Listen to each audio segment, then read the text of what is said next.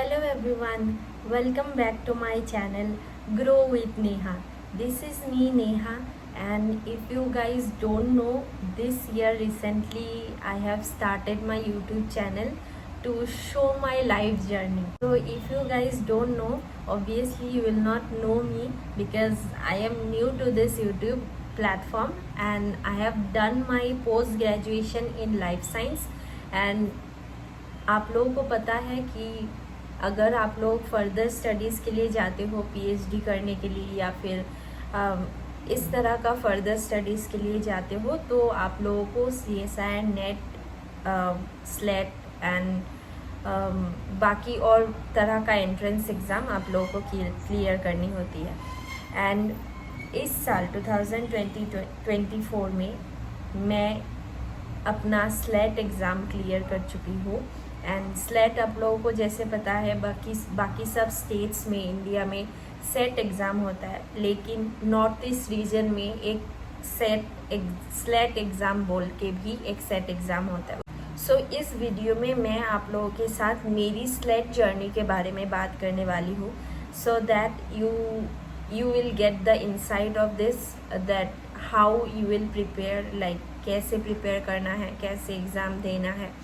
मेरा इस exam second attempt में क्लियर हुआ है। पहले अटेम्प्ट में मेरा एग्ज़ाम नहीं क्लियर हुआ था। So this is my second attempt and I clear this SLET NE region exam 2024।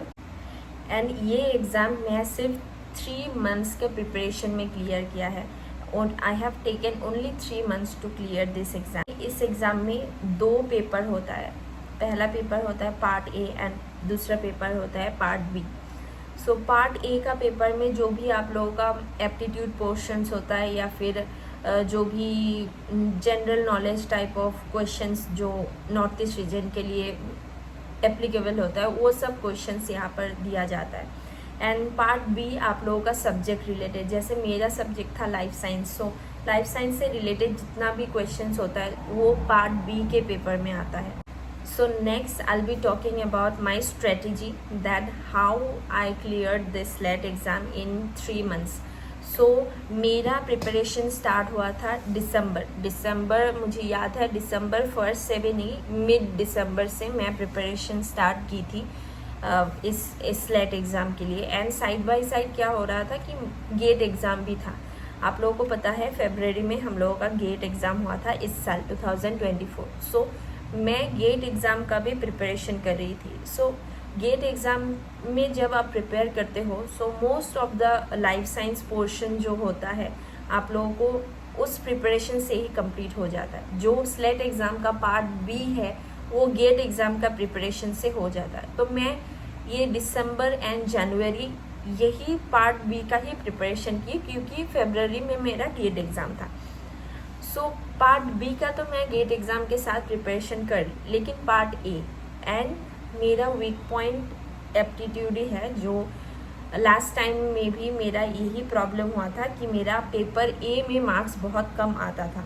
तो इस साल मैंने ट्राई किया कि मैं पार्ट ए को भी, जो पेपर ए है, जो पेपर 1 है, मैं उसको भी अच्छा खासा टाइम दे पाऊँ ताकि मेरा उस पेपर से भी मार्क्स आए एंड उस मार्क्स से मेरा क्वालिफाइंग मार्क्स आ जाए।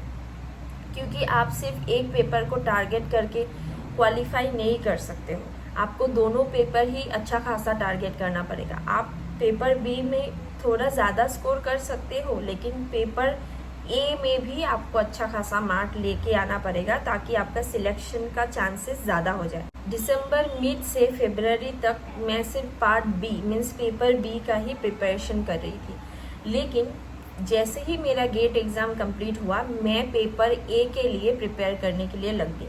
अभी आप लोग बोलोगे कि स्लेट एग्ज़ाम के लिए कुछ स्पेसिफिक पार्ट ए प्रिपरेशन कुछ होगा या नहीं होगा, मुझे बाकी का नहीं पता।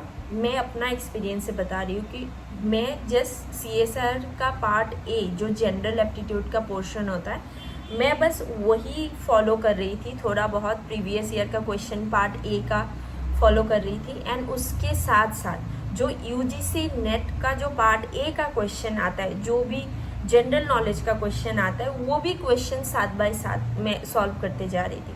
आपको यूट्यूब में बहुत सारी अदर्स वीडियो भी मिल जाएंगे। यूजीसी नेट का पार्ट ए का पोर्शन मैक्सिमम आप बोल सकते हो कि स्लेट एग्ज़ाम का पार्ट ए कुछ मिलता जुलता है यूजीसी नेट का पार्ट ए के पोर्शन से। सो अगर आप लोग प्रीवियस ईयर के क्वेश्चंस यूजीसी नेट का अगर सॉल्व करके जाते हो तो बहुत हाई चांसेस होता है कि उस क्वेश्चन से आप लोगों को रिपीटेड क्वेश्चंस मिले स्लेट पार्ट ए में। मैं लास्ट में जब एग्ज़ाम था, मीन्स मार्च में हम लोगों का एग्ज़ाम था इस साल स्लेट का। सो मैंने फरवरी के गेट के बाद से ही मतलब ऐसा शेड्यूल बना लिया था कि मुझे प्रीवियस ईयर का भी क्वेश्चन करना है, स्लेट का प्रीवियस ईयर का भी क्वेश्चन करना है। आप लोग अगर देखोगे स्लेट का प्रीवियस ईयर का क्वेश्चंस पार्ट बी या पार्ट ए इतना ज़्यादा टफ नहीं है कि आप लोगों को नहीं आएगा, लेकिन आप लोगों को ऐसा करना पड़ेगा कि प्रैक्टिस किया जाए। मीन्स बहुत ज़्यादा बेसिक से क्वेश्चंस आते हैं एंड क्वेश्चंस इतना ईजी रहता है कि सब लोगों को थोड़ा ना थोड़ा बहुत पता ही होता है, तो इसकी वजह से स्लेट का कट ऑफ मार्क भी बहुत ज़्यादा हो जाता है। सो इसीलिए PYQ से प्रैक्टिस करना है। जितना प्रैक्टिस करोगे उतना ज़्यादा निखर के आओगे अपना एग्ज़ाम के लिए। सो this is my 3 months journey that मैंने कैसे 3 महीने में स्लेट एग्ज़ाम को क्लियर किया। क्योंकि मैं अगर कर सकती हूँ आप लोग भी कर सकते हैं। जस्ट सिर्फ ये 3 months अपना एक स्ट्रेटेजी, अपना एक मीन्स शेड्यूल बना के चलना है जो कि आप लोगों को हेल्प करे रिजल्ट तक लेके जाने के लिए। So that's all for it from my side and ये मेरा स्ट्रेटेजी था, आपका डिफरेंट हो सकता है। मैं क्लियर की हूँ इसलिए मैं आप लोगों के साथ शेयर कर रही हूँ। So that's all for it. अगर आप लोगों को कुछ भी डाउट हो इस एग्ज़ाम के बारे में, please let me know in the comment section below. I will try my best to reply all of your comments. And अगर आप लोगों को चाहते हो कि इससे रिलेटेड में और भी वीडियोस लेके आओ, देन वो भी मुझे कमेंट सेक्शन में ज़रूर बताइएगा। Till then stay blessed and stay healthy. Bye.